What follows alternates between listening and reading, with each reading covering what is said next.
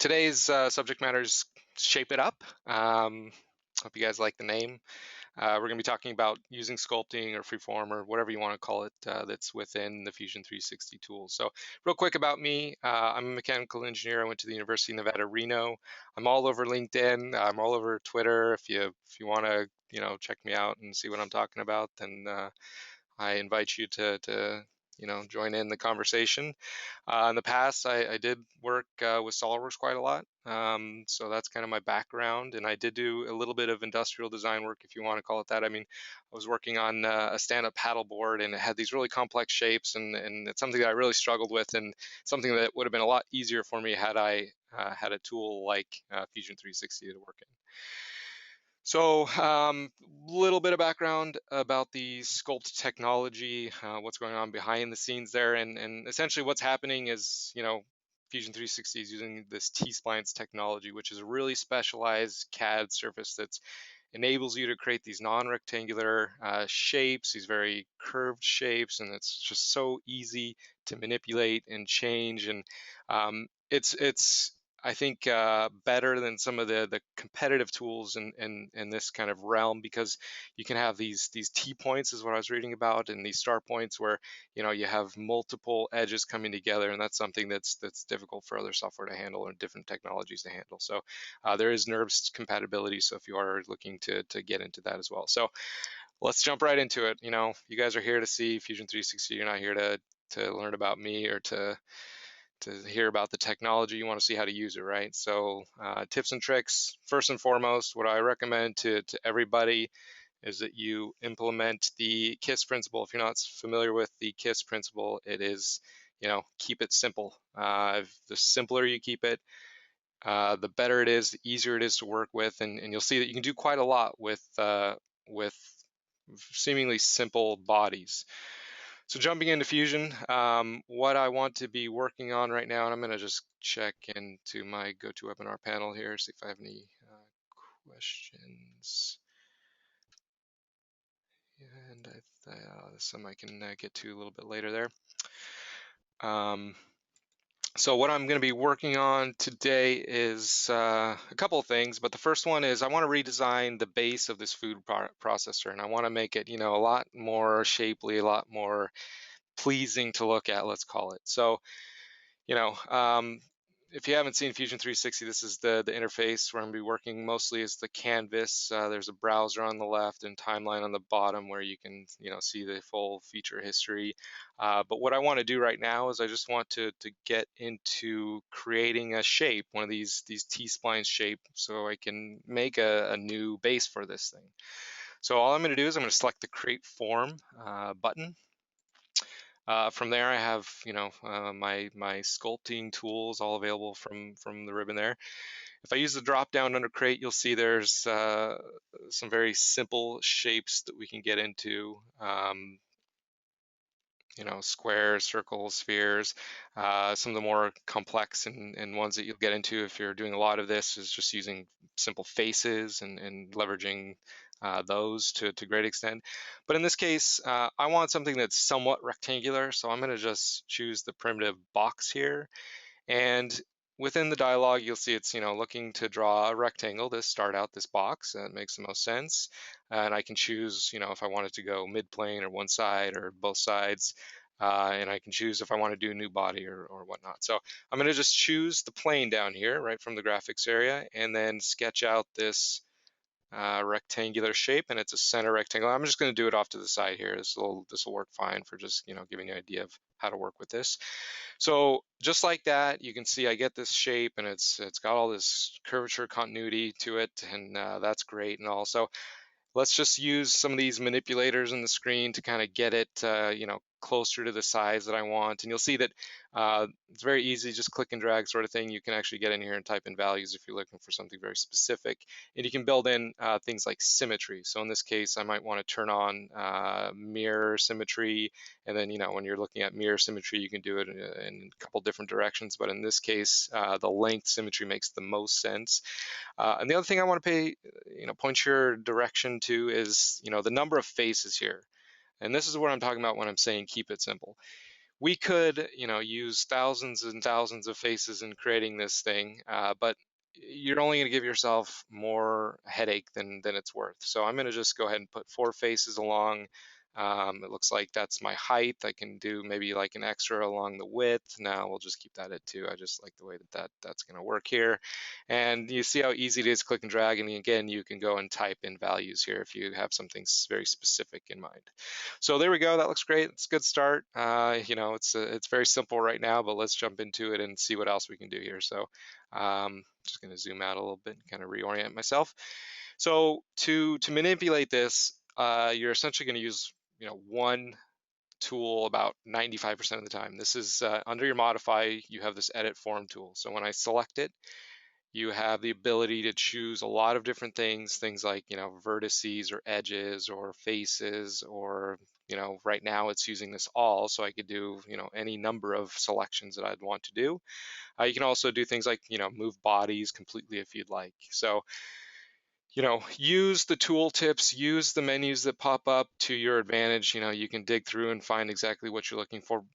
In this case, I'm going to just start to click on some faces, and because I have that symmetry turned on, you'll see that I selected one face there and actually got both of them on both sides of that symmetry line. So just like that, I'm going to click and drag and kind of reshape this thing, kind of get it to look a little bit different. So that's clicking and dragging, just translating basically a face, but all the curvatures can maintained, and everything looks great, and I'm liking the way it looks right now. So everything's good there.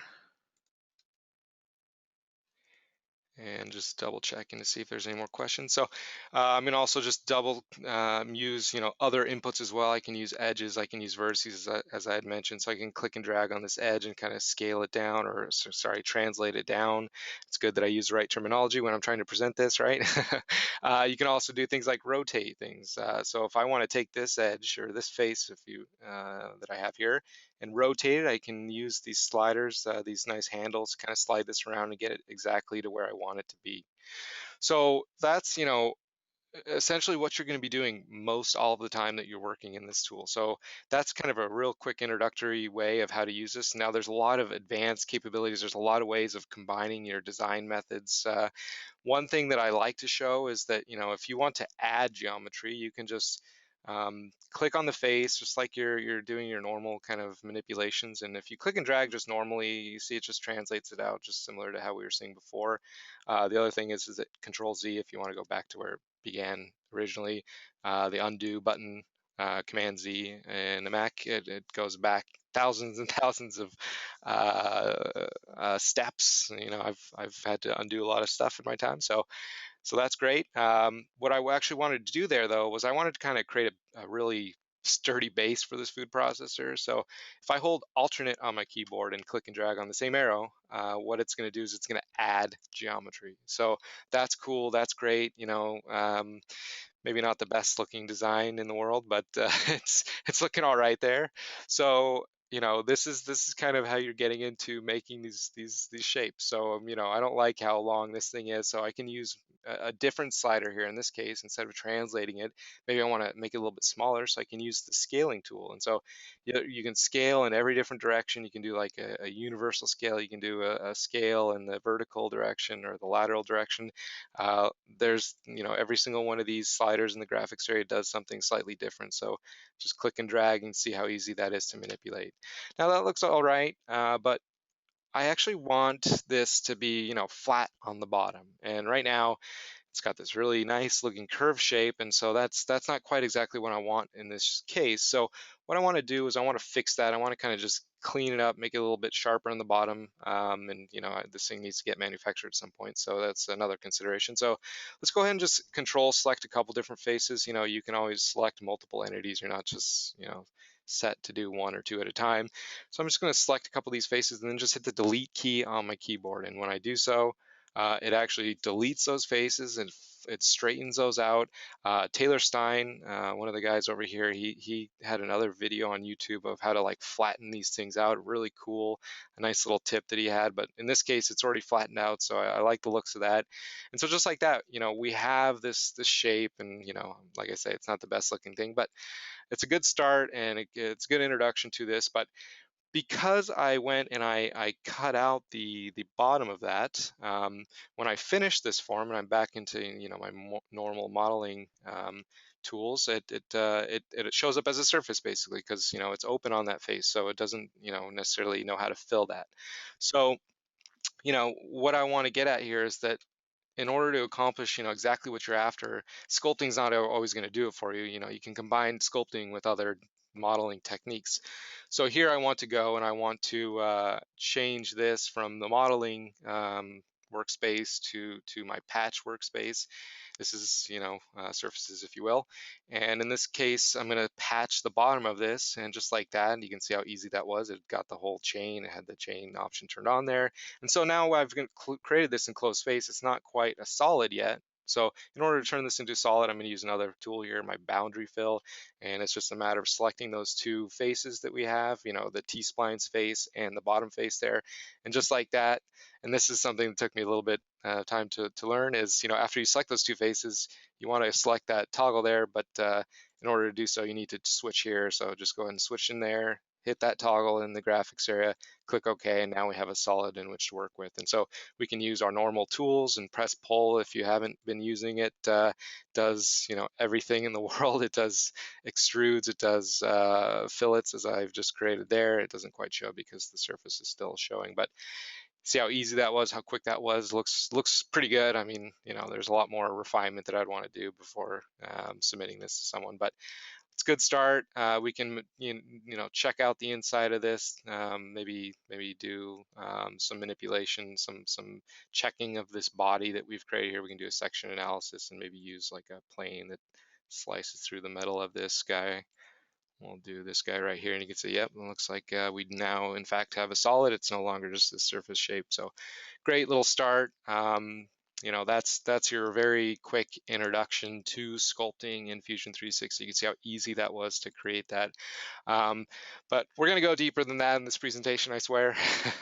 So let's go on back to our slideshow, and I just want to reiterate, while you can make shapes with a lot of faces, the less faces that you have, the easier it's going to be for you, the happier you're going to be. So, it's all about what you need to accomplish in the end. And you can always add or remove faces or add or remove edges later on. So if you do accidentally, make a mistake, it's something that you can resolve quite easily. Understand the handles. So the one that I was using, in that last showing of the software, I was using the full gamut of tools. I mean, translate, rotate, scale. So it's all built into that, but you can use filters, kind of find exactly what you're looking for. So I kind of broke these out into the different windows and just took screenshots. So the one on the left here represents your translation tools. The one right here represents your rotation tools, and the other one over here is scaling. So, it's all built into the normal sort of handles that you see there, but you have an ability to modify that and get the right one that you're looking for. And as I had already said, combining your design environments / workspaces is the best way to get things done. I mean, sculpting's great, it's fun, it's quick, but as you saw in that previous example, to accomplish what I was after, I needed to combine it with patching in order to get it just right. Add that to your parametric modeling that you have in Fusion 360, and you got a pretty good tool set that you can work with. So let's look at another example now. Let's look at this fireman's nozzle. Actually, this is part of a larger demo set. It's actually, I think, part of the learning files that we have. But what I'm assuming in this case, and what you're seeing over here, if you're not familiar, is the data panel. So this is where you can go and find all your projects that you're currently working on. I'm just going to close it right now. This is maybe an imported model that we want to make some changes to. Maybe we had a desire to make the finger grips a little sharper or something. So in this case, I want to clean this up and maybe delete some things out of this, what I'm currently working on. So I'm going to do something here. I'm going to select the fillets, and I want to basically remove everything down to the bottom here. So what I found in Fusion 360 is that it is super robust in addressing things like this. So what I want to do here is I just want to select, as I mentioned, the 4 faces that go around this fillet. So I'm going to use an option here just to kind of select through real quick. If I click and hold, I can get the face behind. And if I get it at the right angle, I apparently missed it there. If you click and hold, there we go. Now I can get that other face behind it, so I don't have to be rotating too much, guys. I'm going to control select the other fillets there, and even though I'm working with imported geometry, I'm going to be able to delete this fillet, as you'll see in just a second here. But before I do so, I'm going to just right click and create a selection set. If I want to go back and reuse the same selection later, I can do so. So there you can see I just very easily created a different selection set for me to use. So I'm going to select those fillets once again and just hit delete, and you'll see it actually cleans up those fillets. It gets rid of that. And so in order to delete the rest of this handle, it's just a matter again of selecting a couple different faces here and get the one in the back here. If I delete all those, it's going to fix that all up for me. So now I want to recreate a new handle, and we'll do this very quickly again using my sculpting environment. So I'm going to select to create a form here, and you can see again I'm going to use a primitive to start this out, and once again the box is going to work pretty well for what I want to do here. So I'm going to select my box, and then I'm going to select the plane that I want to drop this onto. So this one right here makes the most sense. I'm just going to rotate so we can see that a little bit easier. So there we go. And before I go sketch this out, I'm going to just rotate back to this view, and you can use the view manipulator up on the top right side of your screen there. I'm going to make sure that this is going to go symmetric in both directions, and I can either do a center or 2-point rectangle to start this out. So we'll just do a 2-point here and just kind of sketch out a general shape of what you'd expect a handle to look like. So again, same kind of thing. We get the ability to turn on symmetry or turn off symmetry. We can add faces and do different things. So in this case, I want to do 6 faces down the length, and that's really the main change that I want to do here. I'm going to turn off mirroring real quick because I want to show you how easily you can add it if you forget to add it. So, and I had scripted to forget it, but then I told you guys that I was doing it. So that's a little, a little, anticlimactic, but I'm going to click OK here. And so now I have all these faces to work with. And, this certainly doesn't look like a handle right now, but you'll see how quickly I'm able to turn this very primitive shape into what I would expect a handle look like for, sprinkler, fireman's nozzle, whatever you want to call it. So let's add symmetry. So as I mentioned, I forgot to add it, so I can always add it after the fact using the ribbon up here. I'm just going to select my symmetry button, and to add this, I'm just going to select 2 faces. That's all you need to do. So between here and here, I want it to be symmetric. You get a nice highlight in the graphics area. Just like that, we've added symmetry to this. So that's great. Back to our modify dialog, the dialog that we're going to be using all the time here. I'm going to use the drop down there, but before I jump into using the edit form tool, I want to insert a couple more edges here, and I want to use some special types of edges, and I'll talk about what I'm doing and why I'm doing it in just a second here. So I'm going to select insert edge, and I'm going to just select this front edge here, and I want to say I want this to be, I don't really care about the insertion mode right now because it's not a shape that I'm very fond of, really. It's just a starting shape. So I'm going to do it in both directions, and I do have symmetry turned on, so by adding those two, it pops it over to the other side there automatically for me. To repeat that command, I'm just going to right click and hold and go up through my repeat command tool there. So a nice little keyboard, a nice little shortcut to keep me from having to go and find that command once again. Let's do this one more time using this edge here. And, those of you out there, you might be aware of what I'm trying to do here right now. I'm actually, adding enough of these controls so that I can, make a finger hold for each one of the fingers that's going to be on this. The 4 fingers are going to be on this. So I'm going to go ahead and at this point now, as I mentioned, I want to make it kind of more sharp than the previous design. So I'm going to use the drop down from modify and get into my crease style edge. And this is going to essentially create a sharp edge between faces. Let's just use the tooltip there to, to describe it. So it's gonna do that sharper finger grip that I mentioned that I was kind of after in this case. So I'm gonna just select 4 edges here for each finger.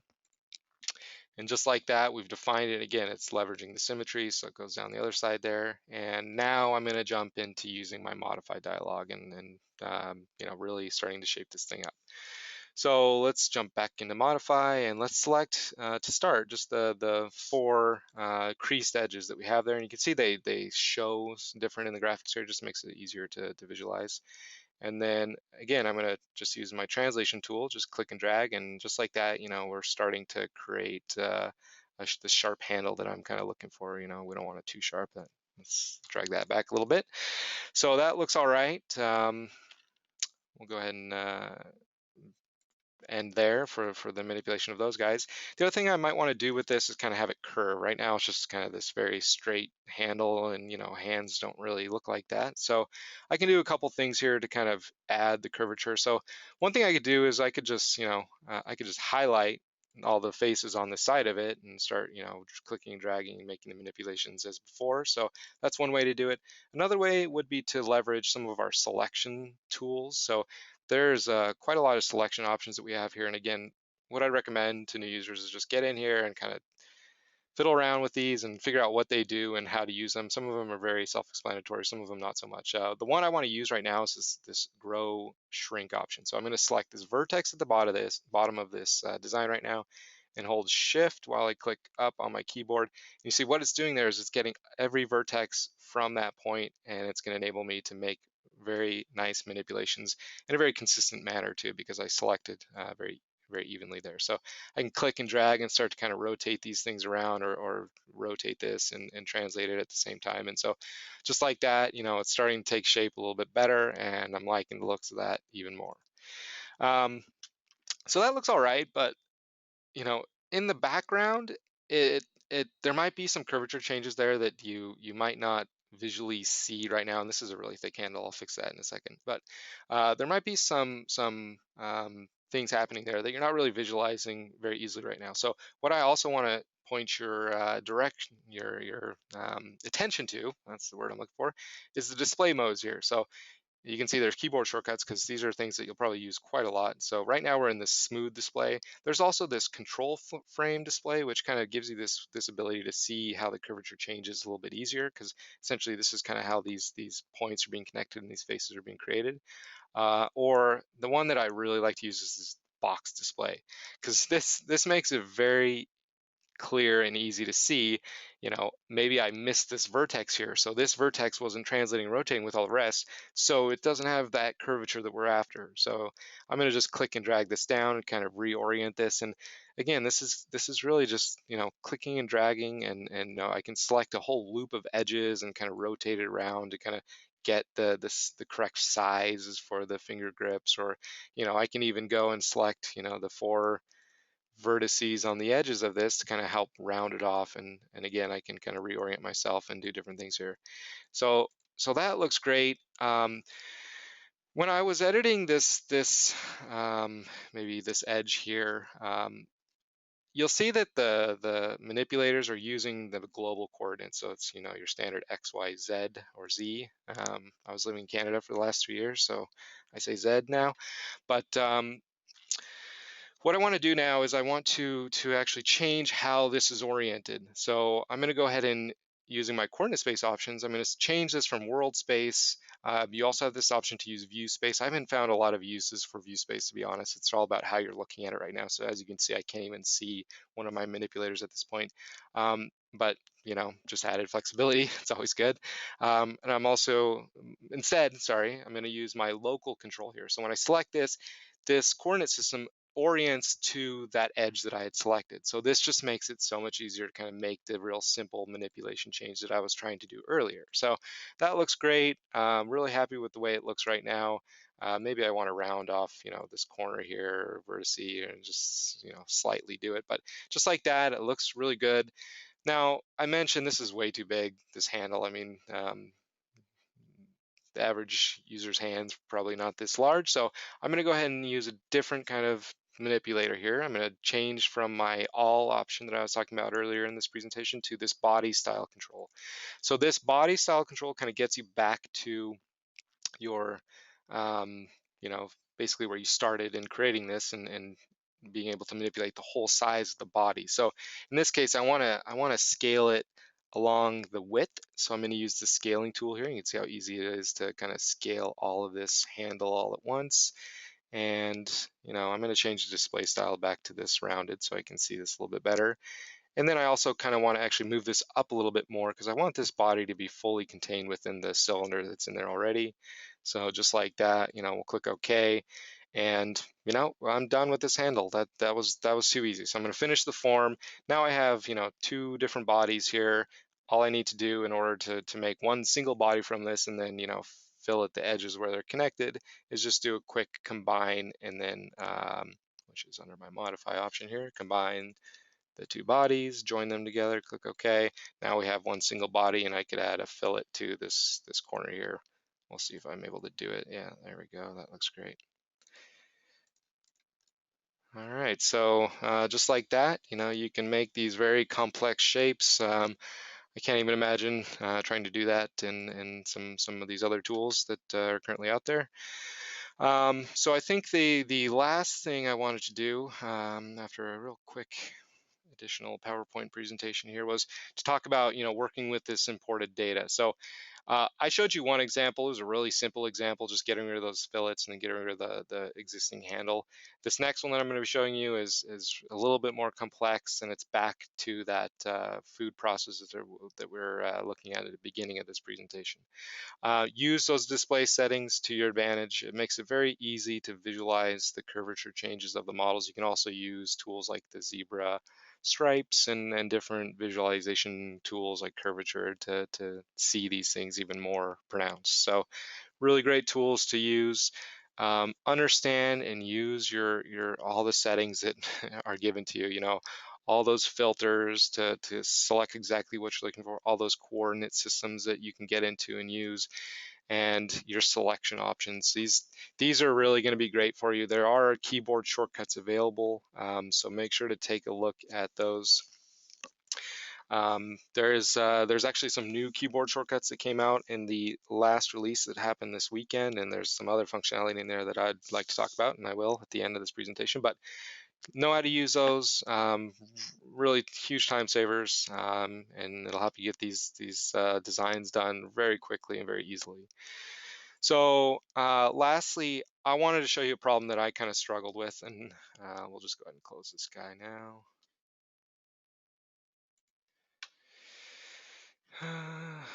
Close this guy. We don't need that guy open either. So this was, you know, another iteration of this food processor I was kind of working on. This is actually, I'm putting together a video to show some of these different techniques as well. So here I have an existing form, but I've done something different. You know, in that first case, I just kind of was making a shape, but you know, in the end, what you're designing is you need to make sure that all these things fit together, and that, you know, if you have like a really complex top that you want to connect to, you don't want to have to redesign that. So what I've done here is basically I've copied the existing food processor base, because I'm not changing maybe the where the food goes into the food processor. I don't know what that part is called of a food processor assembly, but the top part of this I wanted to maintain because that's not being changed in this ECR. So here we have, you know, a free form, and we want to connect it with an existing body, and a pretty complex body at that. So one thing that I want to do here is I want to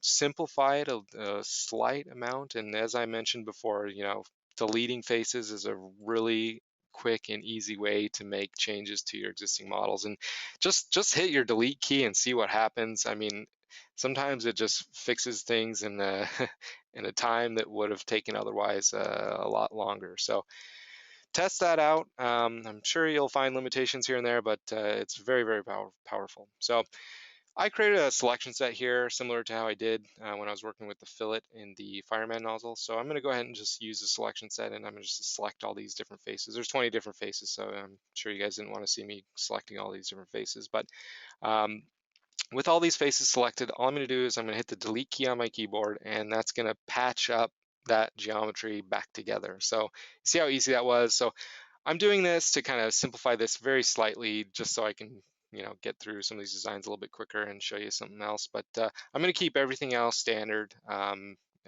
as it is currently.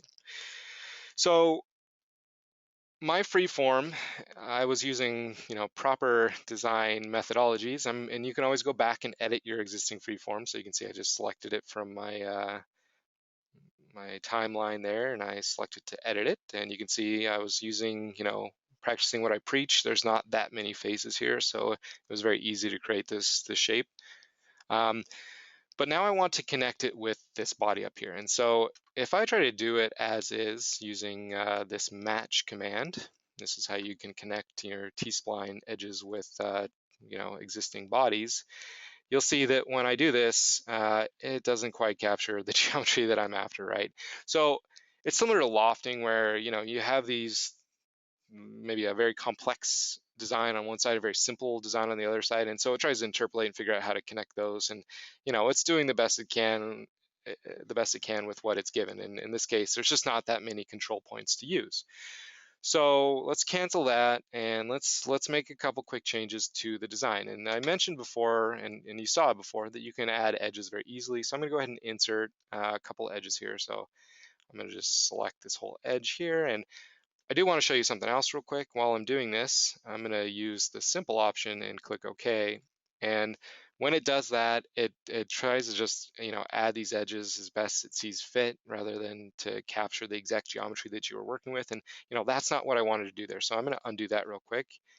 And I'm going to do repeat insert edge, just using my mouse shortcuts to find that.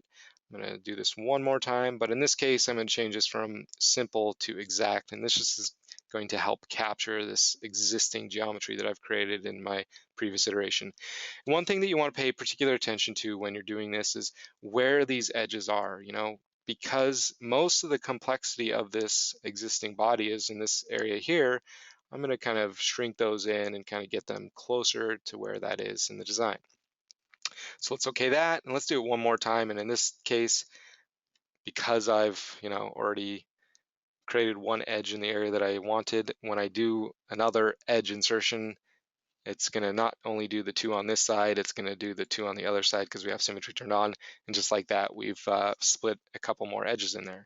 Now, I've practiced with this a couple times, obviously, and currently if I try to do it, it's going to look better, but it's not going to look exact. So I'm going to do one more thing here, and it's just another way of adding edges and adding complexity. And so I'm going to use the drop down under modify once again, and I'm going to get into my subdivide. And what subdivide does is it basically divides a face into a subset of faces. In this case, it's going to be 4 faces. So I'm going to select subdivide here, and I'm going to select one of them, and you'll see that once I select it, it's doing the same thing that it was doing before. It's doing this simple insertion mode, and I want to change that back to exact, so it captures the exact design that I was shooting for before. There's a reason why I was doing that. And then I've selected one face here, and you'll see that I can't select other faces right now. So I'm clicking right now. You might be able to hear that. I'll put my mic near my mouse there, so it's not enabling me to select more. Now, in order to be able to select more items, and fillet works similarly. If you've used the fillet command, you might have figured this out. But on a Mac, you're going to hit your command key, and you're going to just be able to select additional faces into this input. So I'm going to select another face there, and just like that, it's divided those additional faces as I've intended. So let's go ahead and click OK to that, and it looks all right. And we'll go ahead and try this. So I'm going to do that match one more time. So use the drop down under modify. I'm going to go ahead and find my match tool, and I'm going to double click the T-spline edge, and now I have 14 versus I think it was 4 before, so this should work a little bit better. And my target edge is going to be the bottom edge of this design.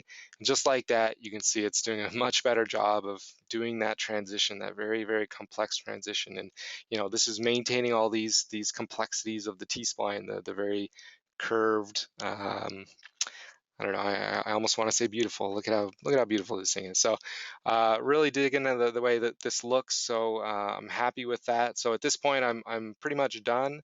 I'm going to go ahead and just click OK to this. You see I'm getting a warning down here. So it's essentially saying, you're connecting something that has symmetry to something that doesn't have symmetry. So if you want to fix this, all you need to do is jump back. I mean, if you're done with your design, you don't necessarily need that symmetry anymore. And you saw how easy it was to add symmetry after the fact. So I'm going to go ahead and clear the symmetry. All I need to do is select the body, and again, using my keyboard shortcut, or my mouse shortcut I should say, I'm going to use the OK button from there, and that looks pretty good. Now, it might not be perfect. You might want to add more and more edges, but like I say, less is more.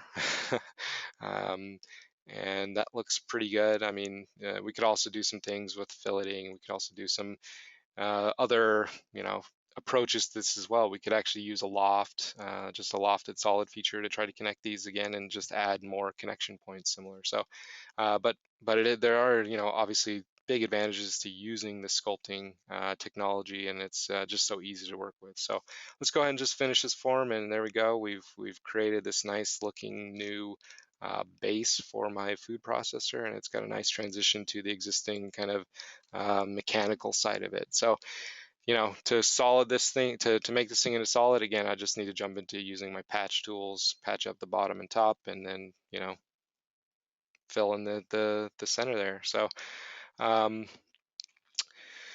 let's see, I just wanted to do a quick recap. I actually, looks like I'm gonna finish a little bit early. I thought I had a lot of content, but maybe I was talking too fast. I'm gonna be around for, the next 20 minutes anyway, just in case you guys have questions or want to see something else. I'll do my best to discuss all that. But just a quick recap, keep it simple. You can do quite a lot with very few faces. Use every tool that we've given you in the sculpting technology. So, dig in there. There's so many more. I really am just kind of scratching the surface right now. So take a look at some of those options. Use those display settings so you can, visualize the curvature changes very easily.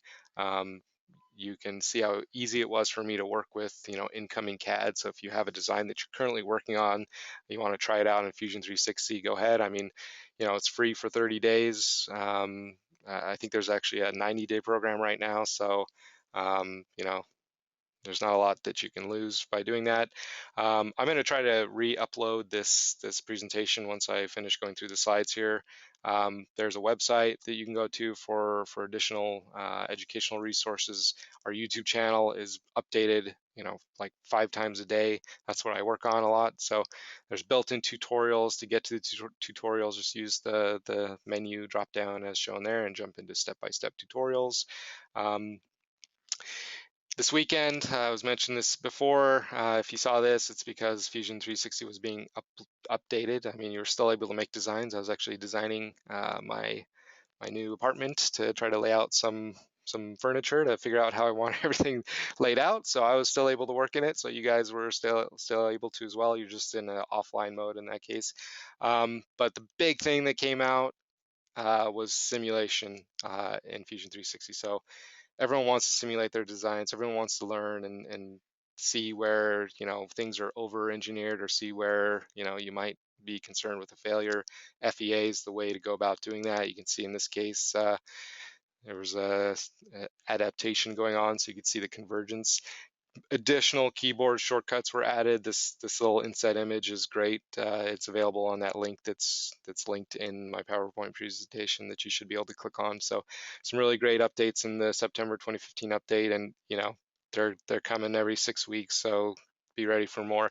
And if you're wondering, the name of this presentation was based off the famous Devo song. So I found this flow chart for whether or not you should whip it. I thought I'd share it with you guys. I thought it was pretty funny. So it's a very engineering approach to that song. So thank you guys all for attending. Really appreciate your time. I know that everyone's very busy, and we're very excited about this tool, and we hope you are as well. It can do quite a lot in addition to freeform. There's CNC code.